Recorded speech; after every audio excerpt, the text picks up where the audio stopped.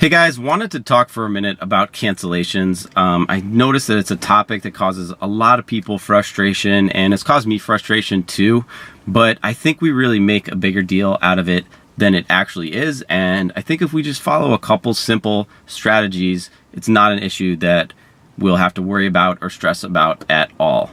So we've all gotten requests that are really far away, like 20 minutes away or 25 minutes away, and there is so much that could happen in a span of 20 or 25 minutes. Passenger could change their mind, get a ride with someone else, not realize that it was going to be so long before they'd get picked up. There's so many things that could cause a cancellation. And personally, I see no reason to drive to those calls. The risk just outweighs the benefit by such a degree that I see no reason to drive to those calls. Even if it were on a huge surge and then they cancel, you're left with just $4 for a cancellation fee, and then you got to drive all the way back, and say it was 20 minutes away. That's 40 minutes and all that gas for nothing. So my personal policy, if I get a request that's more than like 6 minutes away, 6 or 7 minutes away, I'm generally not going to go. It all depends on the exact situation, because there's exceptions to every rule. For me, there's no exception for a 25-minute request, a request that's 25 minutes away. But for shorter times, there are certain exceptions. Another reason for cancellations, too many passengers. This has happened to all of us. I have room for 4 passengers in my car. Probably several times a week, I get groups that try to get 5 passengers in my car. Sometimes they just come right in. Other times they try to sneak the last passenger in. I've had situations where, I've had a couple passengers get in, okay, start the trip, where are you going? And then right before we're pulling away, another passenger tries to hop in. So at that point, it's actually kind of good if that happens, because then you're getting at least the minimum fare, because the trip started. It's clear they tried to abuse the system, abuse the passenger limit in the car.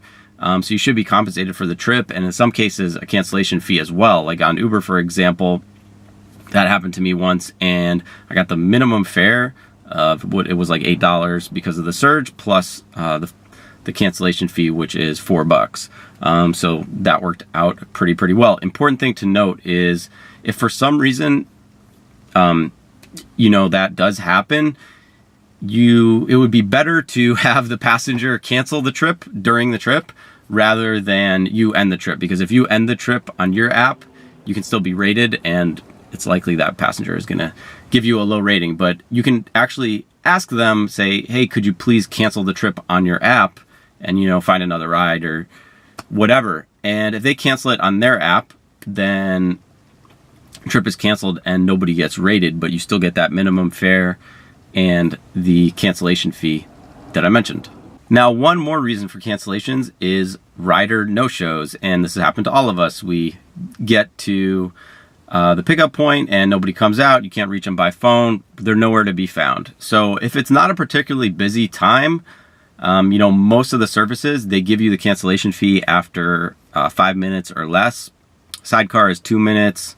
I think Lyft is 3, I'm not sure, and Uber is 5 minutes. So you definitely want to start a timer so you know what you're working with. But if it's not a particularly busy time, I would just wait it out and collect those few bucks. I think it's worth it. Now, if you get a no-show type of situation at a really peak time where the prices are going to drop significantly right after this, or they're already dropping, you want to get out of that situation as quickly as possible, because you don't want to miss out on the surge or the prime time or whatever it is. So say it's like 2 a.m. and I'm on Uber and the surge has hit the highest it's going to hit, and the bars are emptying out. In California, the bars close at 2 a.m., so it's always a really busy time. And I get to the pickup point super quickly. Say I'm in an area with a lot of bars, and I get to the pickup point super quickly, and I can't find the people. I can't reach them by phone. It's maybe they're going to come out, but it's likely that it's better to move on at that point. A lot of times there's so many people out on the street, and a lot of these passengers, if they're a little drunk, they have trouble figuring out where to find you, how the app works. They don't even remember to answer their phone when you call, things like that. So in that type of situation, I would just cancel and move on, not even wait the 5 minutes. So you're not going to get paid the few dollars, but I feel like it's worth it for what you're going to make up on your next ride by going back online immediately. So those are just a couple situations where cancellations were an issue for me, and I explained how I dealt with them. If you guys have any tips that I didn't mention or any other situations where you're having problems getting cancellations, definitely let me know. I'd love to hear, and maybe either I could help or someone else out there could help. I mean, it's definitely an annoying thing that we have to deal with, cancellations, but I think a lot of us let it stress us out too much and let us get us down, whereas we should really just, deal with the situation the best we possibly can, not waste too much time on it, get out of there and move on to the next ride. Hope you guys enjoyed this video, and I'll see you guys soon with more videos.